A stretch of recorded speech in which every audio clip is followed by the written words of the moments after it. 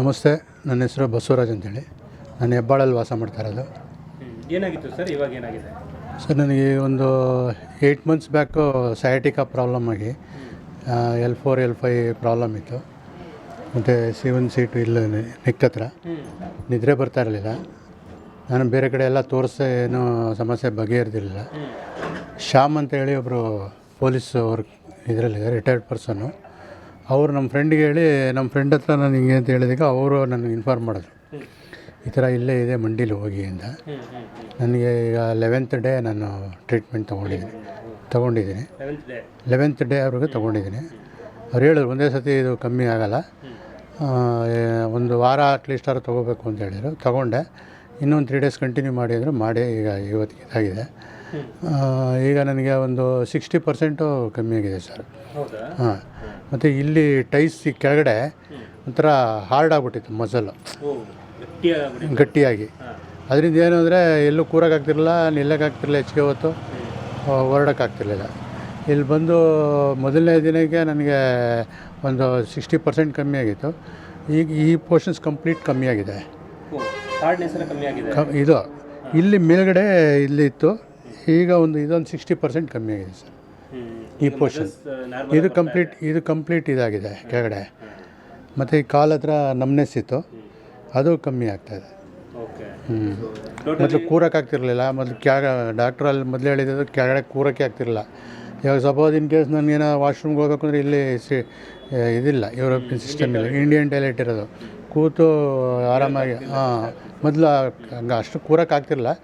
ಈಗ ಇಲ್ಲಿ ಯೂಸ್ ಮಾಡಿದ್ರೆ ಏನು ಅಂಥದ್ದೇನು ಪ್ರಾಬ್ಲಮ್, ಕೂತ್ಕೋತೀನಿ, ಇದು ಹೇಳ್ತೀನಿ. ನಮ್ಮ ಮೊದಲು ಹಿಂಗೆ ಕೂರೋಕ್ಕೆ ಆಗ್ತಿರ್ಲಿಲ್ಲ. ಹೌದು ಹೌದು ಸರ್. ಈಗ ಸಯಾಟಿಕಾದ ಸಮಸ್ಯೆ ಈಗ ಹೇಳಿದ್ರೆ ಹೆಂಗೆ ಪರಿಹಾರ ಆಗುತ್ತೆ ಸರ್? ಈಗ 10 ಡೇಸಲ್ಲಿ ಸರ್ 10 ಡೇಸ್ ಅಂತ ಹೇಳ್ತೀವಿ, ಕೆಲವೊಬ್ಬರಿಗೆ 5 ಡೇಸಲ್ಲೇ ಆಗಿದೆ. ಇವ್ರಿಗೆ ಮಸಲ್ಸ್ ಕ್ರ್ಯಾಂಪ್ಸ್ ಆಗಿದೆ. ಏನಕ್ಕೆ ಅಂತ ಹೇಳಿದರೆ, ಮಸಲ್ಸ್ ಕ್ರ್ಯಾಂಪ್ಸ್ ಆಗಿತ್ತು ಅಂತಂದ್ರಲ್ಲ, ಗಟ್ಟಿ ಆಗಿಬಿಟ್ಟಿತ್ತು ಅಂತಂದ್ರಲ್ಲ, ಕೆಲವೊಂದು ಕಡೆ ಏನು ಮಾಡ್ತಾರೆ, ಡೀಪ್ ಮಸಾಜ್ ಮಾಡಿಬಿಡ್ತಾರೆ. ಸಯಾಟಿಕ ನರ್ವ್ ಪೇನ್ ಇದ್ದಾಗ ಡೀಪ್ ಮಸಾಜ್ ಮಾಡಬಾರ್ದು. ಆಮೇಲೆ ಎಕ್ಸಸೈಜು ಜಾಸ್ತಿ ಮಾಡಬಾರ್ದು. ಜಾಸ್ತಿ ಮಾಡಿದರೆ ಏನಾಗುತ್ತೆ, ಅದು ರಿಪೀಟ್ ಆಗಿಬಿಡ್ತದೆ, ನೋವು ಜಾಸ್ತಿ ಆಗುತ್ತೆ.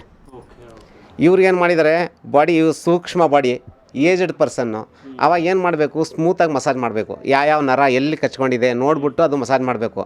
ಆ ಮಸಾಜ್ ಮಾಡಿದಾಗ ಇವರಿಗೆ ಫಸ್ಟ್ ದಿನ ಬಂದಾಗ ನೋಡಿದ್ವಿ, ಇವೆಲ್ಲ ಕಪ್ಪಗಾಗ್ಬಿಟ್ಟಿತ್ತು, ಈ ಜಾಗ ಗಟ್ಟಿಯಾಗಿ ಕಪ್ಪಗಾಗ್ಬಿಟ್ಟಿತ್ತು. ಮಸಲ್ಸ್ ಬ್ಲಡ್ ಸರ್ಕ್ಯುಲೇಷನ್ ಆಗ್ತಾ ಇರಲಿಲ್ಲ, ಕಪ್ಪಗಾಗ್ಬಿಟ್ಟಿತ್ತು. ಈಗ 10-15 ದಿನ 11 ದಿನ ಏನೋ ಆಗಿದೆ, ಇವತ್ತಿಗೆ 11 ದಿನ ಆಗಿದೆ.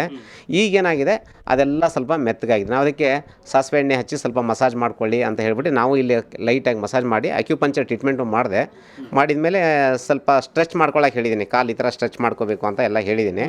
ಆ ಥರ ಮಾಡ್ಕೊಂಡ್ಮೇಲೆ ಅವರಿಗೆ ಬೆಟರ್ ಆಗಿದೆ ಸರ್, ಬೆಟರ್ ಆಗಿದೆ. ಯಾರು ಸರ್? ಇವ್ರು ಹೇಳಿದ್ದಿಲ್ಲ ಸತ್ಯನ? ಸತ್ಯ ಸರ್. ಅಲ್ಲೇ ಯಾರು ಇಲ್ಲಿ ಅವ್ರೇನು ನಮ್ಮನ್ನೇನು ಇದು ಮಾಡಿಲ್ಲ, ಬಟ್ ಅವ್ರು ಹೇಳಿದ್ರು ಫಸ್ಟ್ ನಿಮ್ಮದು ತುಂಬ ಲಾಂಗ್ ಪೀರಿಯಡ್ ಆಗಿದೆ, ಸ್ವಲ್ಪ ಟೈಮ್ ತೊಗೊಳುತ್ತೆ ಅಂತಲೂ ಹೇಳಿದ್ರು. ಒಂದು ವಾರ ಕಂಟಿನ್ಯೂಸ್ ತೊಗೊಳ್ಳಿ ಸರ್ ಅಂದರು. ನಾವು ಇಲ್ಲೇ ಇರೋದ್ರಿಂದ ಬಂದು ಕಂಟಿನ್ಯೂಸ್ ತೊಗೊಂಡು, ನನ್ನ ಮಗನೂ ಸ್ವಲ್ಪ ವೀಕ್ ಇದ್ದಾನೆ, ಅದಕ್ಕೆ ಅವನು ಸುಧಾ ಇಲ್ಲಿ ಇದು ಮಾಡಿದ್ದೀನಿ. ಸ್ವಲ್ಪ ಬೆಟರ್ ಅವನಿಗೆ. ಡಿಪ್ರೆಷನ್ದು ಇನ್ಸೋಮಿನಿಯಾ ಅಂತಲ್ಲ ಸರ್, ಅದು ಇನ್ಸೋಮಿನಿಯಾ ಅಂತ ಹೇಳ್ತಾರೆ, ಅದು ಅವ್ರಿಗೆ ಪ್ರಾಬ್ಲಮ್ ಇದೆ. ಅದಕ್ಕೂ ಟ್ರೀಟ್ಮೆಂಟ್ ತೊಗೋತಾ ಇದ್ದಾರೆ, ಸ್ವಲ್ಪ ಪರವಾಗಿಲ್ಲ. ಅವನು ಈಗ 8 ಡೇಸ್ ಆಯಿತು ಸರ್. ಇದು ಸತ್ಯ ಅನ್ನೋದಕ್ಕಿಂತ ಸರ್, ಈಗ ಏನಾಗುತ್ತೆ, ನಮ್ಮ ದೇಹ ಒಂದು ರೀತಿ ಇರುತ್ತೆ, ಇನ್ನೊಬ್ಬರದು ಒನ್ ಡೇಗೆ ಇಲ್ಲಿ ಒನ್ ಡೇಗೆ ರಿಸಲ್ಟ್ ಬಂದಿರೋರು ಇದ್ದಾರೆ, ನಾನು ಬಂದಮೇಲೆ ಆಯಿತಾ, ಆ ಥರ ಇದೆ.